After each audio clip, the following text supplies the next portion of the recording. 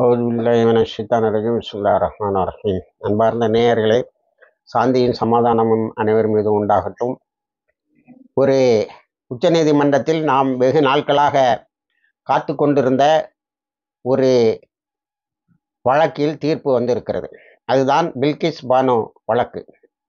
இந்த பில்கிஸ் பானு வழக்கை பற்றி நாம் ஏற்கனவே 2-3 வீடியோக்கள் உங்களுக்கு போட்டிருக்கிறோம். அதில் அந்த வழக்கு பற்றிய எல்லா விளக்கங்களையும் தந்திருக்கிறோம். அதனால் கூறியன கூறலின் பார்ப்படக்கூடாது என்பதனால் சுருக்கமாக விஷயத்தை சொல்லுகிறோம்.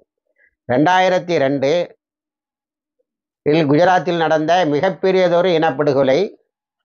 அதில் மார்ச் 3ஆம் நாள் இந்த சகோதரி துரத்தி பில்கிஸ் பானு என்ற சகோதரியை துரத்தி 11 பேர், இன்னும் அதிகமானவர்கள், ஆனால் 11 பேருக்கு எதிராகத்தான் சாட்சியங்களை திரட்ட முடிந்தது. அவளுடைய வயதில் இருந்த கையில் இருந்த 3 வயது குழந்தையை கொலை செய்தார்கள். பிரெக்னண்டாக இருந்த அவளை சவுட்டி மிதித்து கீழே தள்ளினார்கள். அவர்களுடைய குடும்பத்தை சார்ந்த 14 பேரை கொலை செய்திருந்தார்கள். இவர்கள் குஜராத்தில் செய்ததால் குஜராத்தினுடைய நீதிமன்றங்களில் நியாயம் கிடைக்காது என்பது உறுதி செய்யப்பட்ட விஷயமாக இருந்தது அப்போது. அதனால் வீரமங்கை ஸ்டீல்டா செட்டில்வாட் அவர்கள் ஏறத்தாழ 1800 வழக்குகளை குஜராத்திலிருந்து மாற்ற வேண்டும். அவற்றில் நியாயம் கிடைக்காது, குஜராத்தில் இன்னைக்கு நியாயம் கிடைக்காது என்று உச்சநீதிமன்றத்திற்கு சென்று வாதாடி உச்சநீதிமன்றம் 1500 வழக்குகளை பக்கத்து மாநிலமான மராட்டிய மாநிலத்துக்கு மாற்றியது. அங்கே எல்லா எவிடன்ஸையும் எப்படியெல்லாம் உடைக்க முடியுமோ அப்படியெல்லாம் உடைச்சி ஆதாரங்களை எல்லாம் ஒன்றுமில்லாமல் ஆக்குவதற்கு எல்லா வகையான முயற்சிகளையும் மேற்கொண்டார்கள். இந்த பில்கிஸ் பானை ஒரு 100 தடவையாவது உன்னையும் உன் கணவரையும் கொலை செய்து விடுவோம் என்று சொல்லி இருந்தார்கள். ஆனால் வீரமங்கை ஸ்டீல்டாவும் ஒரு குழும வழக்கறிஞர்களும் என்ன வந்தாலும் நாங்களும் சேர்ந்து அழிந்தாலும் கவலை இல்லை என்று அந்த வழக்கை நடத்தினார்கள். ஸ்டீல்டா செட்டில்வாட்டை இதே காரணத்திற்காக 70 நாள் சிறையில் வைத்தார்கள்.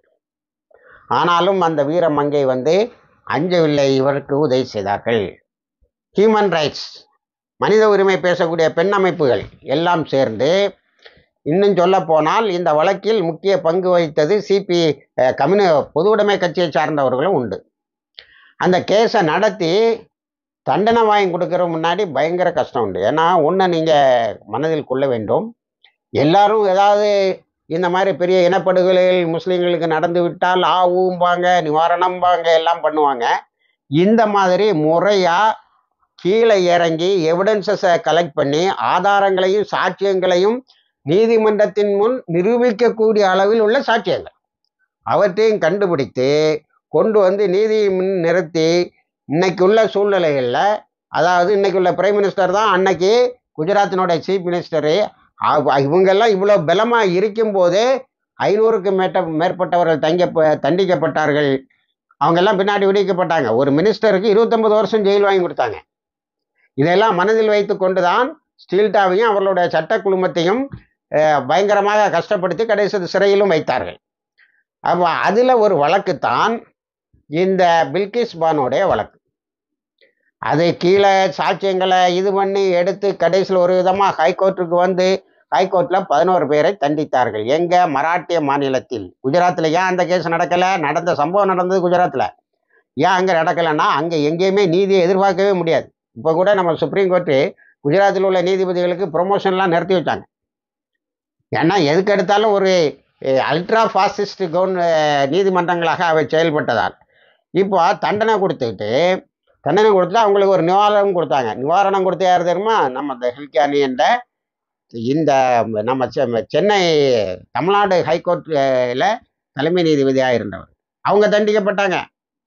50 லட்சம் ரூபாயும் வீடும் கொடுக்கணும்னு தீர்ப்பு கொடுத்து அதை கன்ஃபார்ம் பண்ணதுக்காக அவங்க தண்டிக்கப்பட்டாங்க. அவங்களுக்கு சிபிஐ ரைடு இதெல்லாம் நடந்தது. ஆனாலும் அவர்கள் இப்போ சுப்ரீம் கோர்ட்டுக்கு போக வேண்டியவங்களை ஒரு சாதாரண 3 நீதிபதிகள் இருக்கக்கூடிய நீதிமன்றத்துக்கு இடமாற்றம் செய்து அவமானப்படுத்தினார்கள். அவர்கள் வேண்டான்னு விட்டுட்டு போயிட்டாங்க. வேண்டான்னு விட்ட பிறகு நீ சொத்து வாங்கின, அதில் பிரச்சனை இருக்கேன்னு சிபிஐ ரைடு. கடைசியில் சிபிஐ அவர் குற்றமற்றவர் என்று அறிவித்தது. என்ன பாருங்க, ஒரு இனப்படுகொலை நடந்து விடுகிறது, 14 பேரை கொலை செய்திருக்கிறார்கள், அங்குள்ள பெண்களை எல்லாம் கற்பழித்து இருக்கிறார்கள்.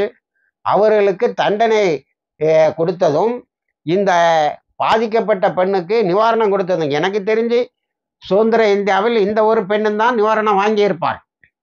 மீதி எல்லாம் பாதிக்கப்பட்டவர்கள் மீதே வழக்கு, அவர்களே ஜெயிலில் இருப்பார்கள். எப்படிப்பட்ட கொடூரமான குற்றச்சாட்டுகள் அவர்கள் மீது இருக்கும் என்று சொன்னால் யூஏபிஏ அதே மாதிரி தடா அல்லது பொடா அல்லது என்ன ஏதாவது போட்டு நீ நிரபராதிங்கிறத நீ தான் நிரூபிக்கணும், நீ குற்றவாளிங்கிறத நாங்கள் நிரூபிக்க மாட்டோம்னு சொல்லக்கூடிய சட்டங்கள் எல்லாம் பாயும். அந்த நிலையில நிலையா பொறுமையா இது வரைக்கும் எவ்வளோ கம்யூனல் வயலன்ஸ் நடந்திருக்கு, எவ்வளோ கூட்டுப்படுகொலைகள் நடந்திருக்கு, ஒரு லிஸ்டே சொல்ல முடியும் நம்மளால. அது அவ்வளோத்தையும் ரெக்கார்டு பண்ணியிருக்கோம். ஆனால் இதில் மட்டும்தான் அங்கே உள்ள மாயா கொடானி போன்ற அமைச்சர்களும் இந்த பாசிஸ்ட் தொண்டர்களும் தண்டிக்கப்பட்டார்கள். ஒரு 11 பேரை இந்த இதில் ஃபிக்ஸ் பண்ணி, உங்களுக்கு தெரியும் இந்த சட்டங்களுக்கு முன்னால் எப்படி சங்கு பரிவாரத்தை சார்ந்தவர்களை எப்படி கொண்டு வந்து நிறுத்தி தண்டிப்பது என்பது மிக கடினமான ஒரு விஷயம். நிறைய பேர் சிந்திக்கவே மாட்டாங்க இது முடியும் என்று. செத்தவன் செத்தான், புழைச்சான் போன்னு சொல்லி தான் சொல்லுவாங்க.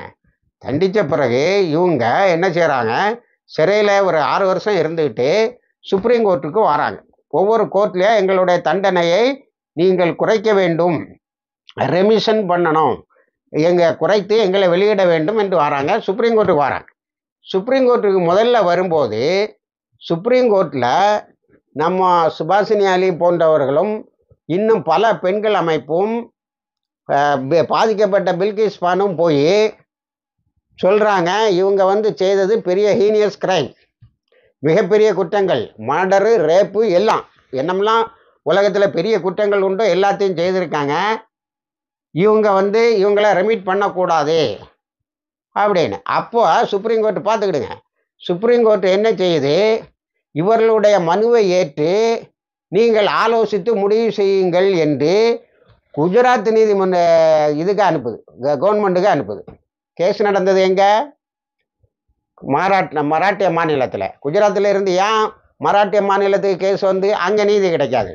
அப்போ நம்ம சுப்ரீம் கோர்ட்டில் 2 ஜட்ஜஸ் உட்காந்துட்டு என்னெல்லாமோ பண்ணாங்க, அதில் இதுவும் ஒன்று.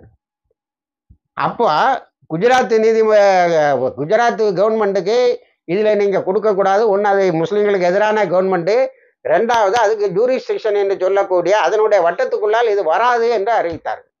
சண்டை போட்டாங்க சுப்ரீம் கோர்ட்டில். அது ஒன்றும் கேட்கல. அங்கே என்ன செய்தாங்க, ஒரு கமிட்டியை போட்டாங்க, இந்த தண்டனையை குறைக்கலாமான்னு. குஜராத் கவர்மெண்ட்டு 3 பிஜேபிக்காரங்க 2 வேற சாயலில் உள்ள பிஜேபிக்காரங்களை போட்டு இவங்களுடைய தண்டனை ரத்துன்னு எல்லாரையும் வெளியில் விட்டாங்க. அப்போ சுப்ரீம் கோர்ட்டுக்கு போகிறாங்க, நீங்கள் ஜூரிஸ்டிக்ஷன் இல்லாத ஒரு மாநிலத்துக்கு நீங்கள் இந்த மனுவை பார்த்து பரிசீலித்து விடுதலை செய்யுங்கள் என்று சொல்லலை. அப்படி டைரெக்டாக சொல்லலையே தவிர அவரோட மனுவை பரிசீலிங்கள் என்று சொன்னீர்கள், அது தவறுன்னு சொன்னாங்க.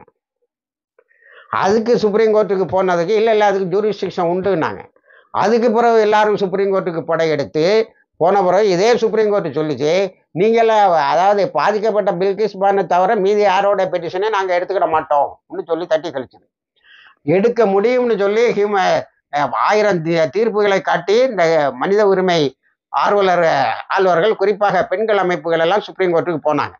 அதுக்கு பிறகு நாங்கள் இதை தனி பெஞ்சு போட்டு விசாரிப்போம்னு விசாரிச்சுக்கிட்டே இருந்தாங்க. அது குற்றம் செய்தவன், கற்பழித்து கொலை செய்தவன் வெளியில் வரான், அவனுக்கு ஆர்த்தி எடுத்து அவங்க இதில் வரவேற்கிறாங்க குற்றவாளிகளுக்கு. அப்போ இவ வெளியில் வந்த பிறகு அவங்க ஒருத்தர் லாயர் ஆகிட்டாராம், ஒருத்தர் வியாபாரம் பண்ணுறாராம், அவரோட டெய்லி லைஃப் எல்லாம் டிஸ்டர்ப் பண்ண முடியாதுன்னு ஆர்கியூ பண்ணுறாங்க. அவங்கள அரசாங்கம் முழுமையாக இது பண்ணி விட்டது என்று. இப்போ சுப்ரீம் கோர்ட்டு அந்த பெட்டிஷன்லாம் எடுத்து வச்சுக்கிட்டு இது ஏதோ காலையில் நம்ம ஆட்கள்லாம் விரக்தி அடைஞ்சு தான் செய்திகளை போட்டாங்க. எப்படி போட்டாங்கன்னா, எல்லாரையும் விட்டதை ஒன்றும் செய்ய முடியாதுன்னு சொல்லுவாங்கன்னு.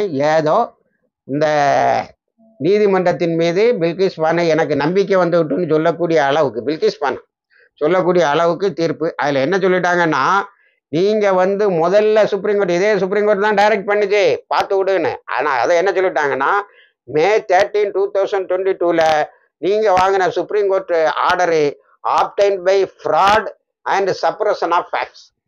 நீங்கள் பிராடுத்தனம் பண்ணி வழக்கினுடைய உண்மைத்தன்மைகளை எல்லாம் மறைத்து விட்டு நீங்கள் இங்கே ஒரு நிவாரணத்தை பெற்றுவிட்டீர்கள்.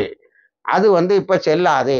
ஆகவே நீங்கள் மீண்டும் சிறைச்சாலைக்கு செல்ல வேண்டும். ஆயுள் தண்டனை எல்லாம் இருக்கும், மீண்டும் சிறைச்சாலைக்கு செல்ல வேண்டும் என்று தீர்ப்பு கொடுத்தது. என்னப்பா பெரிய அளவில் ஒரு நிம்மதியான தீர்ப்பு வந்ததுன்னு பார்க்கும்போது அங்கே உள்ளுக்குள்ளால ஒரு குத்து இருக்குது, உள்குத்து ஒன்று இருக்குது. அது என்னன்னா, அவங்க ஜெயிலுக்கு போகிறதுக்கு 2 வாரம் டைம் எடுக்கணுமா? ஏயா கிரிமினல் குற்றம், எல்லா கிரிமினல் குற்றத்தையும் ஒன்றா செய்திருக்காங்க, உடனே ஜெயிலுக்கு போகணுன்னு சொல்லலாம் வேண்டியதானே? என்ன வீட்டில் போய் பெட்டு பிடிக்கெல்லாம் போட்டு தூக்கிட்டு வர போகிறாங்களா?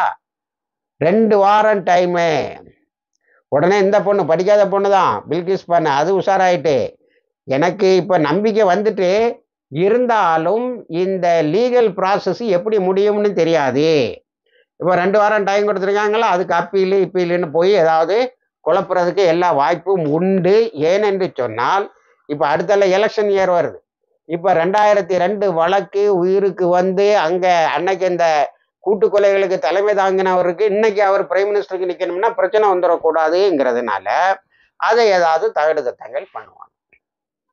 அப்படிங்கிற எண்ணத்தோடையே அந்த ஜட்ஜ்மெண்ட்டை படித்தேன். அடுத்தால பில்கிஸ் பானு என்ன சொல்கிறான்னு கேட்டால் எனக்கு அது சந்தேகமாக இருக்கு என்று சொல்கிறான்.